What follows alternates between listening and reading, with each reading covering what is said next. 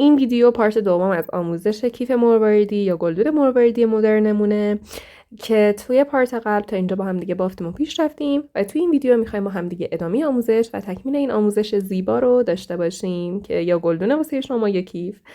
بچه‌ها مرسی بابت حمایت قشنگتون که کلی بهم انرژی میده. بریم که ویدیو رو شروع کنیم.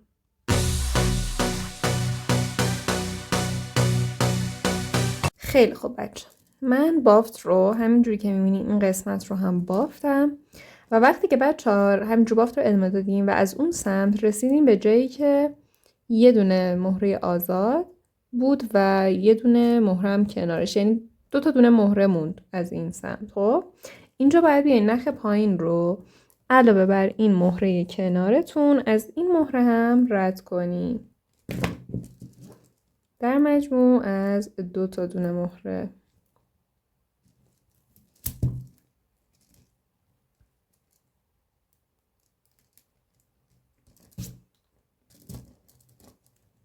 به این شکل و حالا اینجا با یه دونه مهره بافت رو تکمیل کنیم.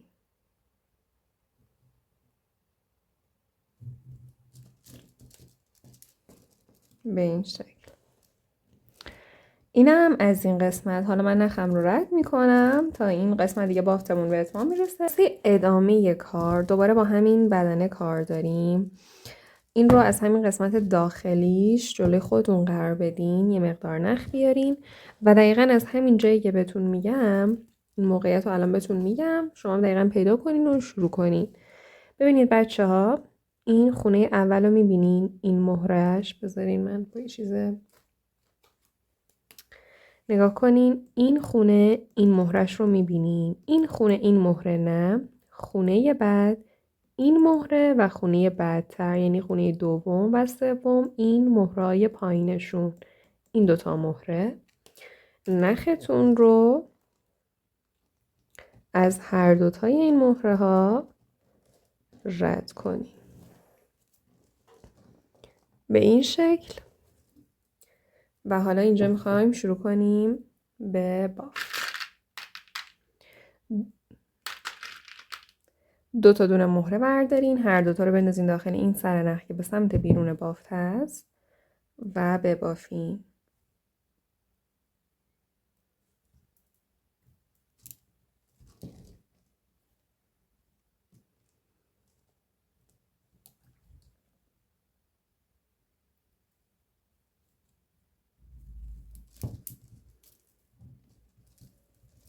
خیلی خوب، من این رو میچرخونم تو این موقعیت. ببینین به این شکل اولین خونه اینجا تشکیل شد. از این به بعد وارد یک روتین میشیم. ببینین یه نخ داریم که چجوری بهتون بگم،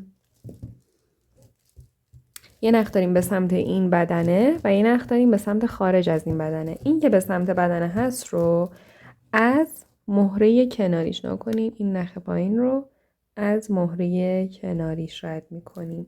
توی همون راستای این بود که مثلا میگفتم این خونه این مهره پایینی، همه اون مهره پایینیان، ولی خب الان مهره کناری این نخ میشه این توی خونه 4م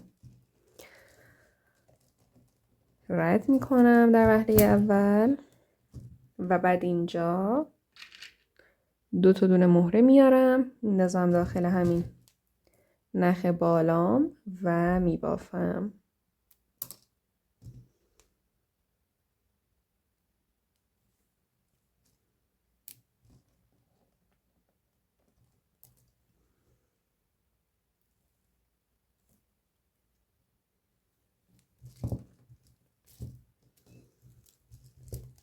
اینم از دومی خونه به این شکل. حالا همین روتین رو ادامه میدیم. الان دوباره این نخ پایین رو که به سمت بافت هست از این مهره کناریش که متعلق به این خونه 5 هست رد میکنیم.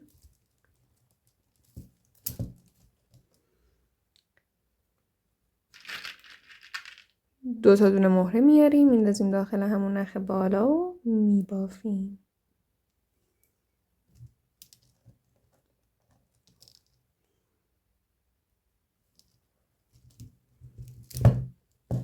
به این شکل. اینم از سومین خونه. حالا همین روتین بافت رو ادامه میدیم تا برسیم به این سمت. این انتها میام که با هم دیگه این قسمت رو به اتمام برسونیم. خیلی خب بچه ها، من همین شکلی بافت رو ادامه دادم اینجا و الان رسیدم به همچین موقعیتی. نگاه کنین وقتی که از اون سمتی که به اتمامه، از این ور بشمانی 1 2 3 تا خونه باقی مونده بود، وقت اینه که چی کار کنین؟ این کارو کنین. نخ پایین رو اینجا علاوه بر این مهره پایینیش از این مهره هم رد میکنین. در مجموع از 2 تا مهره از اون ور که بشمارین میشه دوباره از مهره دوم و سوم رد میکنین.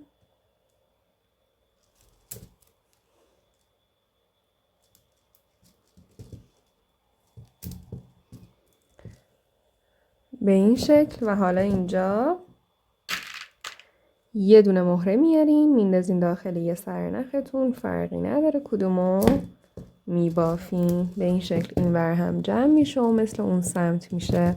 حالا باید این نخ رو من رد کنم. شما این کار رو انجام بدین و بعد دقیقاً یه تیکه دیگه با همین جزئیات با همین شکل بریم ببافین و بیان که با این 2 تا تیکه کار رو ادامه بدیم. خیلی خوب بچه‌ها، من نخم رو رد کردم و اضافیش رو هم بریدم و همچنین یه تیکه دیگه به همین شکل بافتم. همینجور که الان میبینین اینجا 2 تا تیکه این شکلی باد بزنی یا حالا دامنی، هر جور که شما میبینین. من شبیه باد بزن میبینم این تیکه ها رو. و خب الان میخوایم این 2 تا تیکه رو تبدیل به کیف کنیم، ساختار کیف دور بگیره. واسه این باید این 2 تا تیکه رو به هم دیگه وصلشون کنیم. واسه این کار یه مقدار نخ جدا کنین بچه ها و نگاه کنین. اولا که به این شکل از داخل هر 2 تاشون رو قرار بدین و حالا نگاه کنین هر تیکه رو از این مهره اول این سمت، این مهرهش، این خونه، این مهره، در وهله اول این نخ رو رد کنین تا بهتون بگم. به این شکل. بعد یه مهره بیارین بندازین داخل همین سر نخ به این شکل. حالا اون یکی سر نخ، اون یکی تیکه رو دقیقاً همون مهره قرینه شروعمون توی اون تیکه که میشه این خونه، این مهره به همین سمتی که دارین میبینین که دارم رد میکنم رد کنین این شکل. حالا یه دونه مهره دوباره بیارین بندازین داخل یه سر نخ، فرقی نداره کدوم،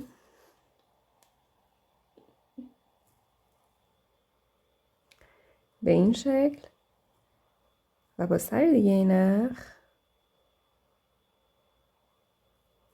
همسر کنین و ببافین که هم بکشین به این شکل. اینم از اولین خونه رابط.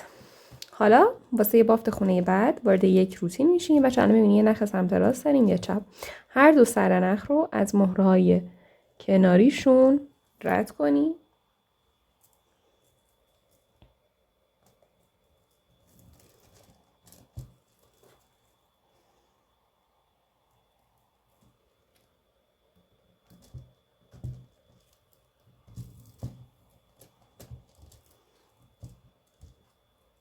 به این شکل. حالا اینجا یه دونه مهره بیارین بندازین داخل یه سر نختون، فرقی نداره کدوم، و با سر دیگه نخ ببافین. حالا باید همین روتین رو هی تکرار کنیم. یعنی چی؟ یعنی نخ سمت راست و چپ رو از مهرهای کنارشون رد میکنین و با یه مهره میبافین.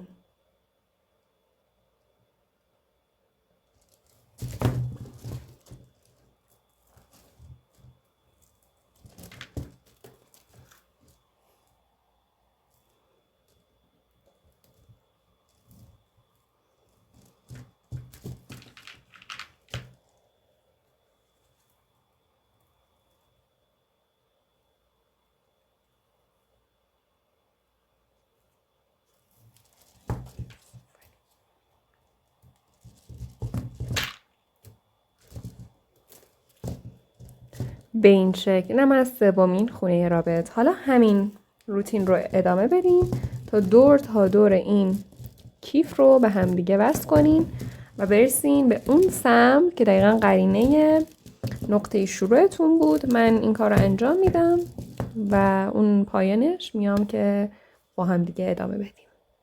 خیلی خوب بچه ها، ببینین من کل دور تا دور رو وصل کردم و الان بافت من به این شکل در اومده همونجور که میبینین. بچه این دهنه کیف من میخوام یکم جمع جورترش کنم. میبینین که همونجور که خیلی بازه. خب واسه این کار یه مقدار نخ دوباره بیاریم. بچه ها ببینین از یک سمت این کار رو شروع کنیم. من از این سمت شروع میکنم. میبینین این اون ردیف هست که اون داخل بافتیم. خب این ردیف رو در نظر بگیرین. این اولین خونش این مهره. نختون رو در وهله اول وارد همین مهره کنین.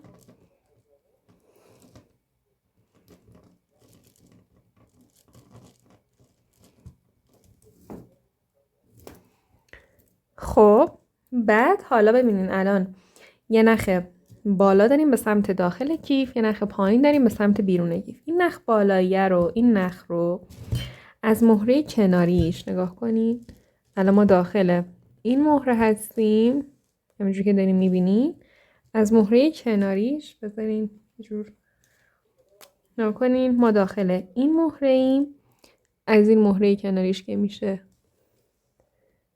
این مهره، نختون رو، نخ بالا رو رد کنیم.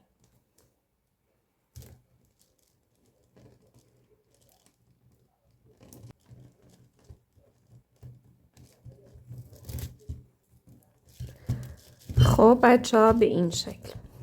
حالا اینجا میخوایم بافت رو ادامه بدیم. 2 تا دونه مهره بردارین و دوباره هر 2 تا دونه مهره رو بندازین داخل همین نخ بالا و ببافین.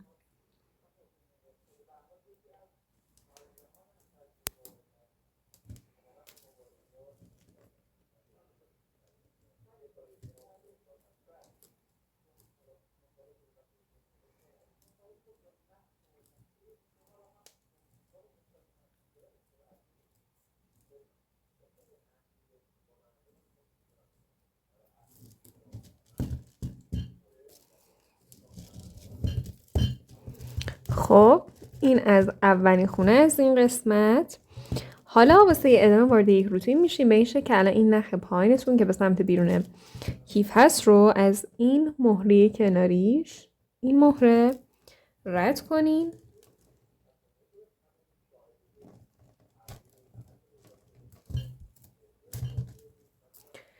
و بعد 2 تا دونه مهره بردارین بندازین داخل نخ بالا و ببافین.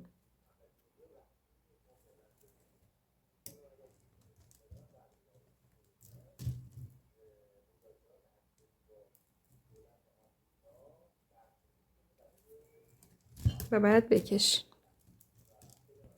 به این شکل این خونه دوم تشکیل شد. حالا بچه روتین همین خونه دوم رو هی تکرار کنین. یعنی چی؟ یعنی نخ پایین رو از مهره کناریش رد کنین و با 2 تا دونه مهره داخل نخ بالا بافت رو ادامه بدین.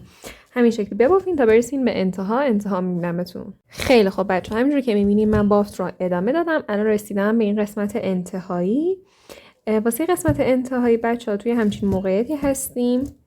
این خونه آخر رو که من بافتم کنار نخ پایینم فقط یه دونه مهره از این ردیف پایینی هست. اول که از این داخل این مهره رد میکنم نخ پایینم رو.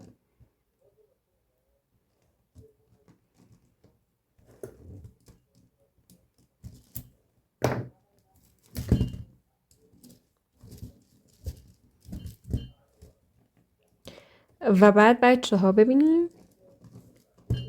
از این خونه این مهرهش دقیقا میشه کنار همین مهره که الان هستیم. فقط توی این جهت از کیف رد کنین.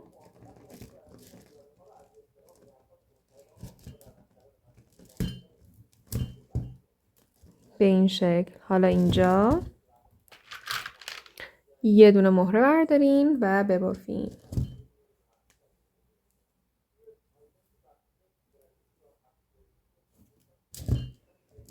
به این شکل این قسمت هم به اتمام رسید. حالا من نخم رو رد میکنم. بچه اون سمت هم دقیقا همین کاری که اینور کردیم و انجام بدین و بیاین. خیلی خوب بچه ها، ببینید من اون سمت رو هم این شکلی بافتم و الان یه همچین شکلی دهانه ورودی کیفمون داره که اگه شما بخواین بچه ها اینجا میتونین یه زیپ وصل کنین که ایمن‌تر باشه و اون شکلی کاربردی تر باشه که آموزشش رو الان میذارم روی صفحه، میتونین بزنین ببینین و زیپ رو وصل کنین. حالا بچه ها فقط مونده دستای کیف که من میرم یکیش رو وصل میکنم و بعد میام دومی رو با هم دیگه وصل کنیم. خیلی خب بچه ها، من این بند رو وصل کردم همینجور که میبینین. حالا بیایم با هم دیگه اون یکی رو وصل کنیم. اینجا مقدار بندتون اندازه کیفتون، اگه اندازه من بافتیم بازم به سلیقه خودتون بستگی داره. حتی من ببینید داخل بندم من این 24 تا مهره سایز 10 به مهرهاتون بستگی داره. اگه بخواین همون سایز 8 استفاده کنین به تمام اینا بستگی داره، ولی خب من اگه مثلا من بافتین به این شکله. هر طولی که قرار بندتون داشته باشه، من الان اینجا 2 متر تقریبا بند نخ جدا کردم. باید مثلا اگه بخواین یه بند 10 چه میدونم 30 سانت داشته باشیم، باید تقریبا 100 سانت نخ جدا کنی، 2 برابر یه 20 سانت بیشتر. الان ببینید اون سمت رو در نظر بگیرین. از همین ابتدا شروع کنیم به شمردن. 1 2 3 4 5 6 7. جاش سلیقه دیگه، من دارم همون کاری که خودم کردم رو بهتون نشون میدم. و بعد این 2 سرنخ رو همسر میکنین. خب و حالا داخل نختون مهره میندازین. بهتونم گفتم که تعدادش 24 عدده. حالا من میندازم و بعد میام که با هم دیگه بهتون بگم که اون برای چیکار کنیم. خیلی خب بچه ها، این 24 تا مهره. حالا از اون سمت دوباره شروع کنیم به شمردن. 1 2 3 4 5 6 7. دقیقا قرینه همون مهره شروع اون سمت. یادم رفت کدوم بر بود. و حالا ببینین الان این بند شما 2 سر نخ داره. از همین مهره هفته یه سر نخ رو از این سمتش و سر دیگه نخ رو به صورت مخالف رد کنین.